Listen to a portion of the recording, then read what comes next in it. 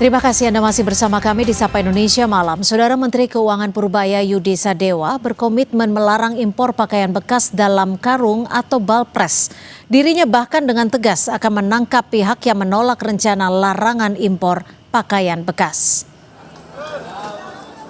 Menteri Keuangan Purbaya tidak akan memberi ampun bagi pelaku praktik barang impor, pakaian bekas dalam karung atau balpres. Dirinya menyebut negara rugi jika hanya memenjarakan pelaku dan memusnahkan barang bukti baju ilegal. Pemerintah akan memberikan hukuman tambahan berupa denda. Purbaya juga menambahkan telah mengantongi sejumlah nama yang biasa melakukan praktik impor ilegal pakaian bekas. Ia pun memastikan pedagang pakaian tidak akan kekurangan supplier karena bisa memanfaatkan barang dari produsen dalam negeri.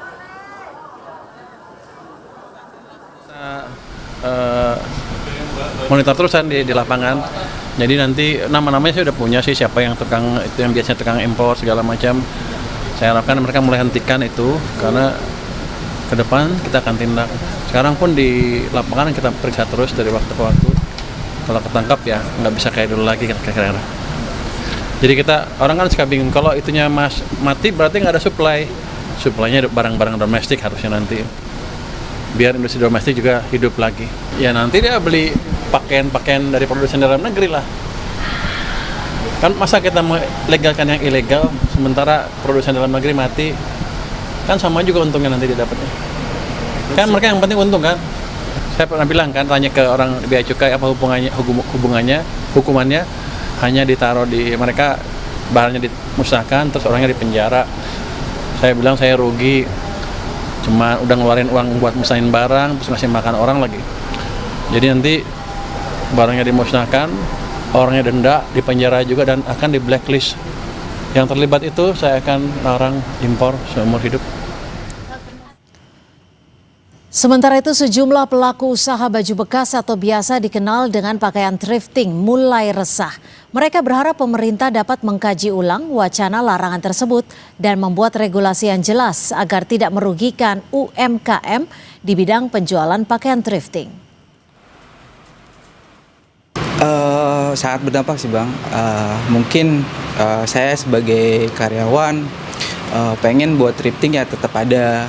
Entah nanti regulasinya seperti apa, karena thrifting juga kalau diambil dari sisi positifnya kita mengurangi pengangguran juga, mengurangi limbah juga. Terus kita barang-barangnya meski di luar terus tetap steril, kita tetap sterilkan dan semoganya kedepannya kita bisa berdampingan dengan brand-brand lokal dengan regulasi yang jelas dari pemerintah. Sangat sedih pastinya gitu karena mata pencarian kami di sini gitu. Tapi ya semoga untuk kedepannya bisa untuk thrifting dan brand-brand lokal bisa seiring berjalan bersama gitu. Isu pelarangan impor baju bekas dalam karung atau balpres kembali mencuat usai penegasan yang dikeluarkan Menteri Keuangan Purbaya Yudi Sadewa. Untuk membahasnya saat ini sudah bergabung dengan kami anggota Komisi 6 DPR RI dari fraksi Partai Demokrat. Sudah ada Pak Herman Khairon melalui sambungan Zoom serta Ketua Asosiasi Produsen Serat dan Benang Filamen Indonesia. Sudah ada Mas Redma Gita Wirawasta yang bergabung bersama saya di studio. Selamat petang, selamat malam Pak Herman. Mas Redma, terima kasih sudah bergabung bersama kami di Sapa Indonesia Malam. Saya ke Mas Redma terlebih dahulu. Pandangan dari ASIVI sendiri terkait dengan statement yang disampaikan Pak Menkyu seperti apa? Kami sangat mendukung sekali ya, karena ini kan sudah terjadi kerusakan yang masif gitu ya di industri tekstil. Bukan hanya UMKM yang memproduksi barang-barang pakaian saja, tapi kerusakannya sudah sampai ke industri hulu ya, di mana pakaian ini kan diproduksi sebetulnya memang oleh IKM, oleh perusahaan dalam negeri. Tapi mereka juga kan beli kain di domestik, dia beli benang domestik, sampai serat, sampai petrochemicalnya juga mereka beli dari lokal. Jadi ketika ada kerusakan di hilir, kerusakannya akan masif sampai ke hulu. Jadi ini memang harus kita segera bereskan supaya tenaga kerja yang kemarin-kemarin banyak yang di PHK juga ini bisa kerja kembali gitu. Jadi memang karena sudah terlalu berdampak, tentunya teman-teman dari ACV sendiri sangat mendukung langkah dari Menkyu. Baik, saya ke Pak Herman. Pak Herman, jika memang langkah dari Pak Menkyu ini segera dilakukan, akan seperti apa dari Komisi 6 sendiri? Ini kan aturan juga sudah melarang gitu ya. Peraturan Kementerian Perdagangan nomor 40 tahun 2022 itu sudah melarang impor pakaian bekas. Ya. Dan kemudian banyak sekali sekarang ditemukan pakaian-pakaian bekas, baik itu dari Jepang, dari Korea Selatan, bahkan ada dari Australia, tentu dari Cina banyak gitu ya. Ini yang semestinya ya ada tindakan yang tegas di awal. Karena betul saya setuju bahwa saya juga beberapa kali saya berkunjung ke pabrik tekstil, semuanya merasa inilah yang menghancurkan produksi tekstil dalam negeri. Jadi di hulu saja sudah hancur, apalagi di garment. Karena harga ini kan juga menghancurkan terhadap harga yang semestinya berlaku umum di pasaran. Kita juga bisa sebetulnya mengisi terhadap para UMKM yang sekarang sangat bergantung terhadap barang impor barang bekas ini, gitu ya. Di produksi dalam negeri juga sudah bisa mengisi kok untuk hal-hal seperti ini. Tapi dan gini, kalau regulasi dilarang, ya tidak ada kata toleransi yang memang dilarang. Oke, tapi gini Pak Herman, kalau memang larangannya sudah ada, payung hukumnya sudah ada berdasarkan Permendak nomor 40 tahun 2022 ini. Lalu mengapa sampai saat ini masih banyak ditemukan balpres ini yang tentunya sudah sangat merugikan? Ya itulah saya mendukung penuh terhadap upaya Pak Purbaya bahwa memang pintu-pintu masuk ini kan sangat bergantung kepada bea cukai, sangat bergantung kepada pintu-pintu keluar masuk Indonesia. Yang ini yang harus ketat, kita harus komit, harus konsisten terhadap peraturan. Kalau sudah memang ada larangan, ya semuanya harus sama, tidak ada alasan lain gitu. Dan bagaimana tentu untuk bisa mengganti positioning usaha para UMKM, ya ini kita bicarakan juga. Nanti pada waktu memang ketegasan Pak Purbaya terhadap seluruh aparatur bea cukai yang selama ini menjaga pintu masuk keluar masuknya barang, ya dengan ketegasan itu, sejalan dengan itu ya Kementerian UMKM, Kementerian Koperasi berbicara, para pelaku tekstil diajak bicara, apa nih yang tentu ini bisa mengisi itu. Bahkan bisa jadi bahwa dengan pelarangan yang tegas ini akan menjadikan peluang terhadap peningkatan tekstil nasional kita. Oke, jika memang itu harapannya, Mas Redma, tentunya ini jadi harapan teman-teman dari APSIVI. Tapi jika memang pelarangan ini akan berlaku dalam jangka waktu yang cepat, dalam jangka waktu pendek, apakah dari teman-teman sudah siap pasokannya untuk memenuhi pasokan ataupun kebutuhan dari masyarakat?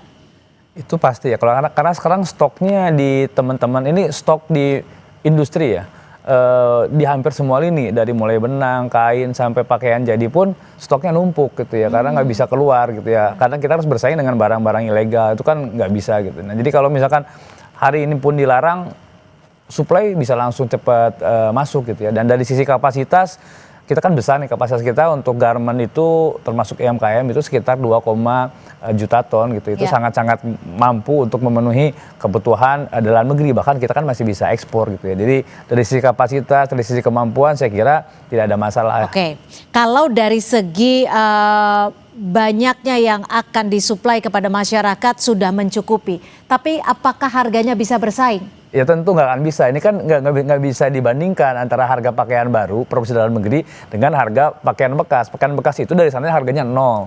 Harganya nol, dia kan buangan gitu ya, buangan.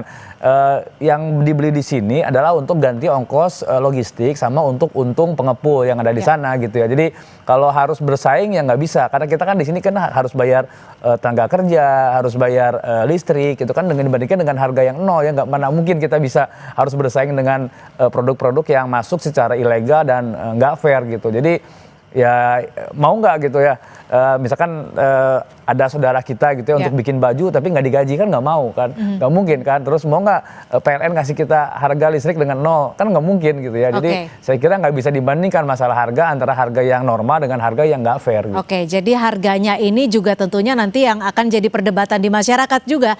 Pak Herman bagaimana? Karena banyak juga yang mengatakan bahwa thrifting ini adalah cara masyarakat kecil untuk mendapatkan pakaian-pakaian yang bisa dikatakan bagus dengan harga murah.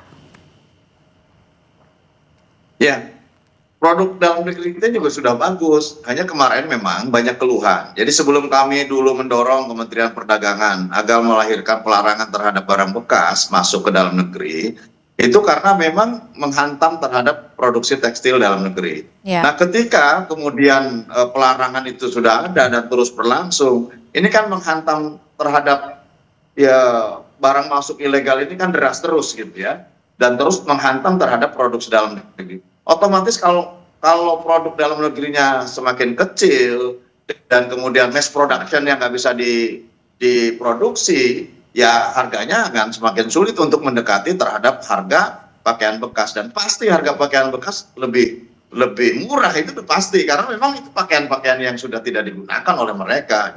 Jadi ini juga persoalan martabat bangsa. Masa kita sebagai negara yang berdaulat dan memiliki sumber daya alam dan memiliki harkat martabat, kita harus menggunakan pakaian bekas. Kita masih bisa memproduksi terhadap tekstil dan garment yang sesungguhnya memiliki kualitas tinggi. Kita juga sering bisa melihat bagaimana produk-produk di luar negeri yang punya brand, yang punya merek, itu juga produksi dalam negeri.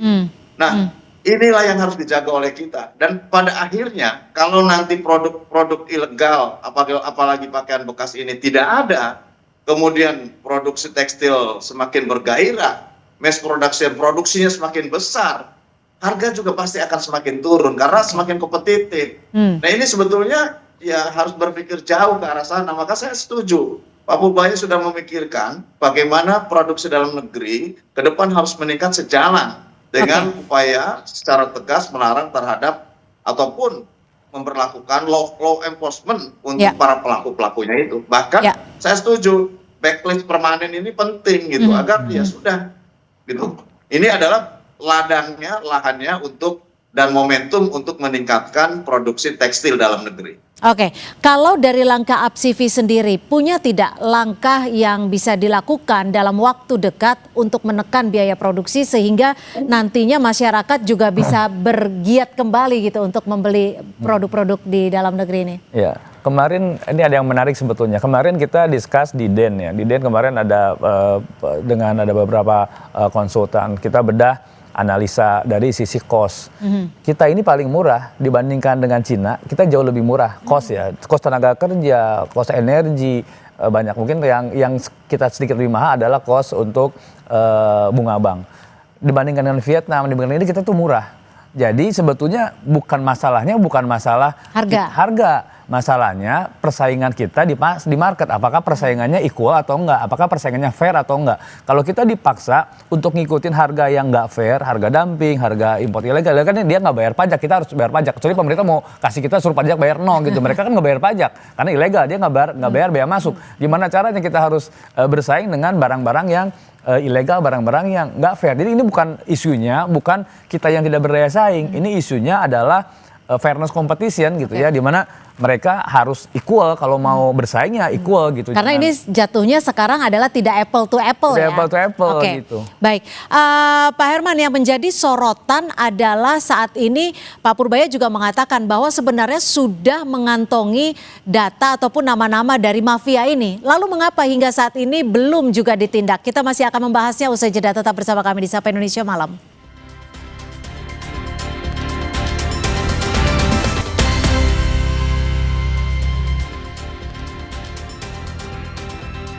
Saudara, sejumlah respon dari masyarakat muncul usai wacana larangan impor baju bekas dalam karung atau balpres dikeluarkan Menteri Keuangan Purbaya Yudi Sadewa. Sebagian masyarakat ada yang setuju karena menganggap bisa memajukan usaha pakaian dalam negeri. Namun tidak sedikit dari mereka yang menyayangkan larangan tersebut. Sebenarnya kalau thrifting dari luar negeri itu aku termasuk yang netral aja karena aku juga jarang menggunakan produk luar negeri. Nah, mungkin dari Menku Perbuaya itu sangat bagus ya kebijakannya untuk thriftingnya itu dari lokal aja gitu, menstop dari luar negeri. Tapi mungkin bagi banyak masyarakat itu disayangkan karena mereka pengguna kan. Karena aku sebenarnya nggak terlalu pengguna thrifting dari luar negeri, jadi aku di netral aja sih Kak, nggak apa-apa. Kalau menurut saya sih tidak setuju dengan apa yang kebijakan dari Pak Purbaya ya, karena saya sangat pecinta thrifting, selaku pelaku pembeli atau bayar thrifting juga kalau brand lokal kadang suka kalah dengan brand luar. Jadi menurut saya thrifting brand lokal masih kurang dari thrifting brand luar. Jadi dan juga lebih bagus dan lebih murah di brand lokal brand luar. Kalau menurut aku sayang banget sih, karena kan emang banyak anak muda, terutama remaja-remaja yang seumuran aku tuh suka banget thrifting, apalagi emang model-modelnya tuh modis kan zaman sekarang. Jadi kalau bagi aku sendiri emang sayang banget sih untuk dihilangin mungkin. Kalau menurut aku bagus sih sebenarnya ya, tapi harapan aku semoga harganya juga lebih melokal dan lebih remaja friendly gitu, terutama bagi yang mahasiswa-mahasiswa yang emang belum punya penghasilan, terus juga modelnya mungkin lebih trendy dan lebih Gen Z. Yang juga menjadi sorotan adalah bahwa disebutkan nama-nama dari mafia yang melakukan balpres ini sudah dikantongi oleh pemerintah. Saya masih akan membahasnya. Pak Herman, dari DPR sendiri sudah mendapatkan informasi ini kah? Apakah nama-nama dari mafia ini sudah disampaikan ke Komisi 6? Ya, sejak kami dulu membahas dan mendapatkan banyak laporan dari pelaku industri tekstil dalam negeri atas penyelundupan berbagai produk tekstil, tentu pada waktu itu kami juga mendapatkan nama-nama. Dan kami tidak ingin tentu mengeluarkan nama-nama itu sebelum tentu ini diusut oleh aparat penegak hukum. Namanya ilegal. Kalau ilegal ya pasti mereka itu melanggar aturan. Dan kalau ilegal betul, pasti mereka akan lebih kompetitif karena kan tidak kena pajak, tidak kena PPN, dan tentu mereka juga akan mengeluarkan harga dengan sangat murah. Dan barang bekas ini kalau di Amerika ini kan barang buangan gitu ya. Dan dimanapun saya kira juga barang buangan. Barang buangan berarti di sana justru tidak punya nilai. Begitu nyelundup masuk Indonesia menjadi nilai, ya itulah. Dengan harga berapapun mereka akan banting. Oke, tapi begini Pak Herman, maaf saya potong. Maaf saya potong. Kalau kita melihat dari Oke, Pak Herman, kalau kita melihat dari tahun ke tahun, ini kan gayanya semakin berkembang ya. Kalau bisa dikatakan saat ini semakin menjamur. Jika memang sudah ada nama-namanya, lalu di mana fungsi pengawasan DPR selama ini sehingga mengapa semakin banyak pakaian bekas yang menjamur di Indonesia khususnya? Yang memiliki pintu-pintu keluar masuk kan memang sekarang bea cukai. Aparat penegak hukum silakan saja untuk menindak. Toh kami juga sejak tahun 2008, sejak terpuruknya industri tekstil dalam negeri, kami terus memberikan dorongan dan affirmative action. Bahkan keluarnya peraturan Kementerian Perdagangan nomor 40 tahun 2022 itu juga didasarkan pada laporan para pelaku industri tekstil dalam negeri. Dan ingat, kalaupun kemudian ilegal ini masuk dan seolah-olah murah, sebetulnya ini akan menjadi mahal di kemudian hari. Karena apa? Industri kita akan hancur, semakin kecil, dan kita akan semakin tergantung. Tetapi semakin kita ketat, kita berantas mafia-mafia impor ilegal pakaian bekas ini, industri dalam negeri akan lebih kompetitif, dan insya Allah nanti harganya juga akan mendekati. Karena semakin mass production, semakin besar produksinya, akan semakin terjangkau oleh masyarakat. Kalau dari teman-teman APSIVI sendiri, seberapa besar sih dampak kerugian yang dirasakan? Mungkin bisa dikatakan dari tahun ke tahun. Karena kalau zaman dahulu beberapa belas tahun yang lalu, karena kita tahu bahwa hanya ada di titik-titik tertentu di Jakarta misalnya yang menjual pakaian thrifting. Kalau sekarang kan bisa dikatakan sudah sangat menjamur. Ya ini kan salah satu, ini kan bukan satu-satunya ya penyebab, sebetulnya ada penyebab lain ya. Penyebab lain ini kan importasi ilegal pakaian bekas, ada juga importasi ilegal kain, pakaian baru juga jadi masalah sebetulnya yang ilegal gitu ya. Dan ini kan daya rusaknya semakin lama semakin besar. Anggap kalau kita bicara terutama dalam 4 tahun terakhir lah, dalam 4 tahun terakhir pasca COVID ya, pasca pandemi. Sebelum di 2022 utilisasi kita industri rata-rata dari hulu sampai hilir itu hampir sekitar 75%. Ya. Nah, sekarang dengan banyaknya barang-barang impor ilegal, impor dumping, termasuk impor ilegal pakaian bekas, kita sekarang rata-rata hanya 45%. Artinya hampir terpotong setengahnya. Nah ini turunnya produksi ini tentu akan berakibat pada turunnya penggunaan bahan baku dan PHK. Jadi makanya kemarin banyak pabrik-pabrik yang tutup, banyak PHK.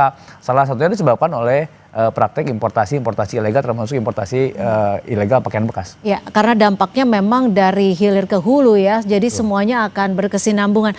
Pak Herman, kalau memang Pak Purbaya menyebutkan akan menambah dampak ataupun mereka yang melakukan balpres ini dengan ancaman hukuman, tidak dengan ancaman hukuman pidana saja, tidak dengan pemusnahan saja, tapi juga dengan denda dan larangan impor seumur hidup. Anda sepakat dengan ini? Ya, saya kira harus begitu. Ya, ketika sesuatu dilarang, ya harus ditegakkan dengan law enforcement yang betul-betul tegas gitu. Dan bahkan kalau semuanya bahwa kita harus menegakkan dengan pemusnahan, dan itu pemusnahan juga butuh biaya lagi gitu. Iya. Jadi memang yang paling efektif adalah bagaimana menutup terhadap pintu keluar masuk, dan begitu mau masuk, kalaupun toh sudah tiba dan diperiksa ternyata itu adalah barang ilegal, harus dikembalikan lagi oleh yang bersangkutan. Itu jangan menjadi kerugian negara ini. Negara ini sudah terlalu lama ini dirusak ya. Perstekstilan kita ini dirusak terlalu lama. Ya. Jadi kalau sekarang ada momentum yang tegas dari Menteri Keuangan, mari kita dukung. Karena ini adalah upaya juga untuk memajukan industri tekstil dalam negeri. Oke, lalu langkah apa yang akan dilakukan pemerintah bersama DPR sendiri? Apakah akan melakukan penertiban terhadap pelaku thrifting kecil, dalam hal ini adalah penjual, atau bisa langsung mengejar mafianya? Secara sektoral ini kan memang Bea Cukai di bawah Kementerian Keuangan. Dan sekarang Menteri Purbaya sudah menyampaikan akan menindak tegas. Saya kira kita dukung ya upaya ini. Yang kedua tentu akan memblacklist terhadap perusahaan-perusahaan yang selama ini menghiraukan atau mengabaikan terhadap regulasi negara yang melarang terhadap impor barang bekas. Dan bahkan sih saya setuju tadi dengan asosiasi, selanjutnya sebetulnya bukan hanya barang bekas pakaian, tetapi juga impor ilegal tekstil. Ini juga banyak masuk. Nah ini juga yang harus diberantas gitu ya. Kalau semuanya pintu keluar masuk ini betul-betul dijaga sesuai dengan regulasi, saya kira inilah akan menjadi awal kebangkitan kembali industri tekstil kita. Kita pernah berjaya di industri tekstil dan bahkan bisa menguasai pangsa pasar internasional. Nah kalau dirusak terus oleh illegal trading seperti ini, ya saya kira ke depan kita akan semakin kecil dan akan semakin tidak kompetitif. Nah kalau apple to apple kemudian dibandingkan terhadap harga, ya akan semakin mahal karena semakin tidak kompetitif, semakin tidak efisien. Tapi kalau produksinya semakin besar, ilegalnya kita tangkal, dan kemudian masyarakat Indonesia juga cinta dengan produk-produk dalam negeri, inilah kebangkitan kita. Dan ekonomi kita akan lebih baik. Kalau ekonomi kita lebih baik, daya beli masyarakat juga mampu untuk bisa memberi produk dalam negeri, dan saya kira ya ke depan ini juga akan menjadi trigger terhadap pertumbuhan ekonomi nasional kita. Oke, kalau dari dugaan Anda sendiri, mafianya ini pemainnya orang-orang dari mana sih, Pak Herman? Ya menurut saya sih ya itu saja gitu ya. Saya mungkin tidak untuk menyebutkan nama gitu, tapi Anda tahu. Tapi Anda tahu.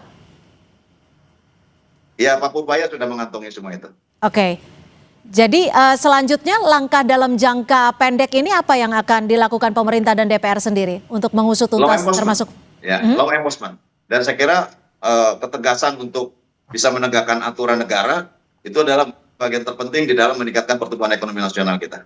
Oke, itu tentunya menjadi harapan kita bersama.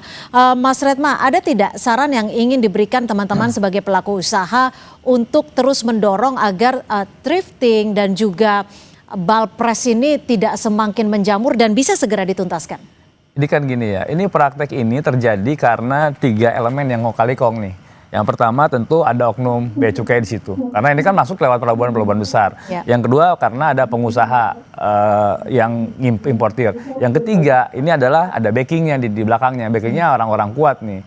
Jadi Pak Purbaya yang pertama harus dilakukan adalah pertama bersihin dulu nih bea cukainya nih, karena informasi-informasi, praktek-praktek seperti itu, modus-modus semuanya ada di oknum-oknum bea cukai di tempat dia sendiri. Artinya di bawahnya Pak Purbaya ya? Pak Purbaya harus bersihin dulu. Yang kedua, nah baru bisa nindak pengusahanya, importirnya. Hanya dengan melarang tidak memberikan izin impor aja juga belum tentu selesai. Kalau di sini masih mau bantu nih oknum-oknum bea cukai, karena dia bisa aja hari ini dilarang, besok dia bikin perusahaan baru untuk ngimpor lagi, karena masih ada petugas-petugas oknum-oknum yang bisa bantu dia. Jadi ini harus dilakukan. Yang kedua, setelah ini dibereskan law enforcement-nya, yang harus dibenahi adalah aturan sistem prosedur impor. Nah ini banyak lubang tuh di situ. Jadi ini harus simultan dikerjakannya gitu ya. Jadi dari sisi law enforcement sama perbaikan prosedur impor. Jadi jangan ada dikasih lubang-lubang lagi gitu. Oke, kalau dari teman-teman APSIVI sendiri sempat tidak sih mendengar nama siapa pemain besarnya? Kalau untuk pakaian bekas ini kebanyakan orang-orang retail ya, orang-orang retail dan orang-orang logistik. Ini orang-orang yang di industri logistik. Jadi bukan di industri tekstil ya. Kalau di tekstil ada lagi pemain-pemainnya yang biasa ngimport kain ilegal gitu ya, benang, dumping gitu. Itu kita tahu nama semua. Tapi kalau di sini memang pemainnya kebanyakan pemain-pemain di logistik. Nah, memang ada backing-backingnya juga yang orang-orang kuat lah gitu ya. Jadi kenapa sih ini Orang sudah kuat lama? Misalnya bidangnya apa? Di politik, bahkan kami dengar di aparat pun ada gitu ya yang jadi backingnya gitu ya. Tapi saya kira backing ini kalau pemerintahnya tegas itu akan mundur lah, karena dia tahu ini kan melanggar hukum. Jadi sebetulnya yang perlu ditindak tegas pertama adalah tadi dulu oknum petugas bea cukainya, baru pemainnya gitu, pemainnya gitu. Anda optimis dengan gerakan Purbaya?